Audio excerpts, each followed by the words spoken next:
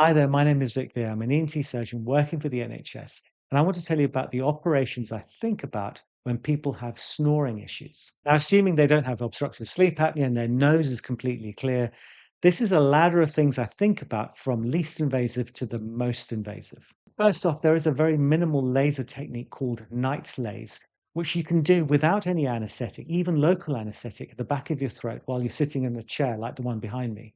And that's really useful for very mild snoring. And if you want more information about that, there's a newsletter with lots of emails attached to it, and that will explain Nightlays in a lot more detail to you. And I think I've got a video on that as well. I'll try and put it at the end. The next step up is known as Ceylon radiofrequency ablation, where you do need a local anesthetic at the back of your throat, and a probe goes into different parts of your palate and it stiffens up the area. So it doesn't flap around in the wind so much and make that sort of characteristic noise that we all know. It stiffens it so it doesn't flap around so much. It doesn't bring the palate forward very well, but it can do to a small degree. And those are the two things you need to think about. Stiffening up the palate and bringing it forward so you have more of a space behind the palate so the air can get through your nose. Now, typically with Ceylon radiofrequency ablation, you can reduce your snoring levels by about 4.8. So that means that if you have a snoring level out of 10 of about, say, 8, which is typically the point where partners have to sleep in separate rooms, then using a radiofrequency ablation with the Ceylon technique, you can bring it down to about 3.2 on that scale, which is not a cure by any means, but it does reduce it from antisocial to almost sort of, I can accept sleeping next to this person if they snore at 3.2 out of 10. This is an average through all the other studies done around the world. So it's, as I said, it's not a cure for snoring, but it does bring it down a significant amount. And you can do it under local anesthetic in a sort of clinic setting. The next operation on my little ladder is called a posterior pillar relocation, is when you're really pulling forward the back wall of the palate forward a little bit, and that opens up the space behind there. That's really effective if you've got a real problem with the not the stiffness of the palate, but just wanting to bring it forward a little bit.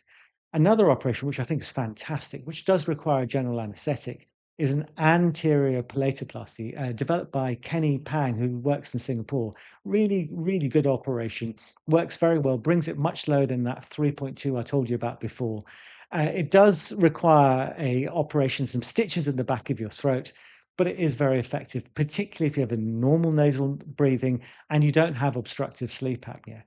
You can modify that operation slightly by using more lateral extension of your operation and also using suspension sutures, which I use as a different operation altogether, but you can combine it with an anterior palatoplasty. The next step up from that is a Barb suture palatoplasty, which was invented by a guy called Professor Vicini in Forlì in Italy. Fantastic operation. It is more complicated and more difficult to do than the anterior palatoplasty, but it can help people, particularly if you also have some obstructive sleep apnea, difficulty in breathing at night, because you can extend it over to the lateral wall if that's your problem.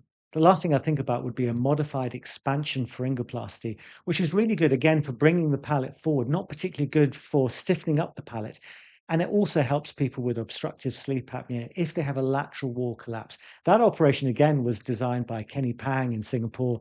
Again, a really good, useful operation, but it can be quite painful in certain situations because you're relocating some of the muscles at the back of your throat. So it's quite a serious thing. It's normally done in conjunction with sleep apnea surgery. Now, these are all operations that deal with palatal snoring. But you can get snoring from all sorts of different areas. You can get it from the back of your tongue falling back, your epiglottis flapping around, the side walls of your throat collapsing together like this. What I normally do to work out where people are snoring from is a drug-induced sleep endoscopy. I lie you down in bed, give you a bit of sedation so that you fall asleep in front of me, and I look at the back of your throat so I can see which tissues at the back of your throat are flapping around, generating that noise, so I can target my operations for the right area.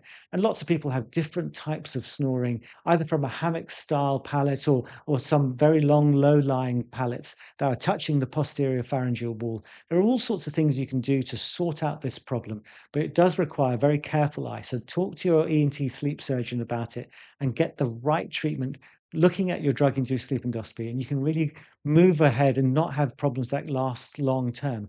For example, if you try to do a UPPP or something like that, it doesn't work very well for sleep apnea or snoring because within 5 years it contracts back down again and you have to come back again for another operation.